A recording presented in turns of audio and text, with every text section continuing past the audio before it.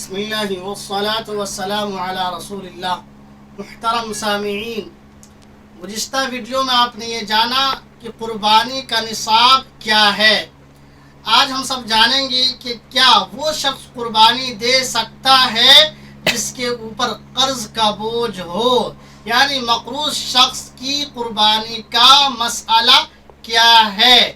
اس سلسلے میں یہ جان لیجئے کہ جس کے اوپر قرض ہے تو وہ شخص قرض کی ادائیگی کرنے کے بعد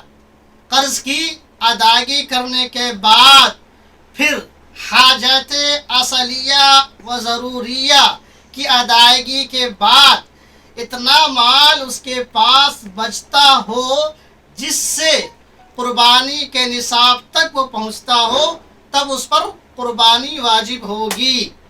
پھر سے اس کو سنیے کہ وہ شخص جس کے اوپر قرض ہے، قرض کی ادائیگی کے بعد حاجت ضروریہ اور اصلیہ کی ادائیگی کے بعد اب اس کے پاس اتنا مال بچتا ہو جس سے وہ نصاب قربانی کو پہنچتا ہو، تب اس کے بعد قربانی اس پر واجب ہوگی۔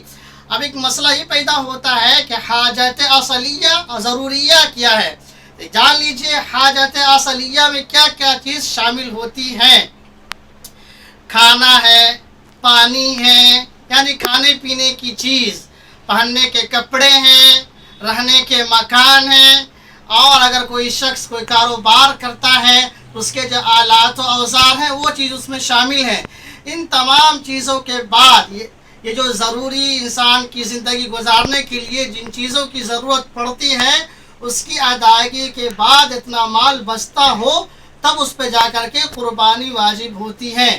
تو اس سلسلے میں یہ مسئلہ بالکل واضح ہو گیا، منقح ہو گیا کہ اب قربانی اس شخص دے سکتا ہے جبکہ وہ دین یعنی قرض کی ادائیگی کے بعد حاجت اصلیہ و ضروریہ کی ادائیگی کے بعد اس کے پاس اتنا مال بچتا ہو جب جو مال اب قربانی کے نصاب تک پہنچتا ہو، تب جا کر کے اس پہ قربانی واجب ہوتی ہے۔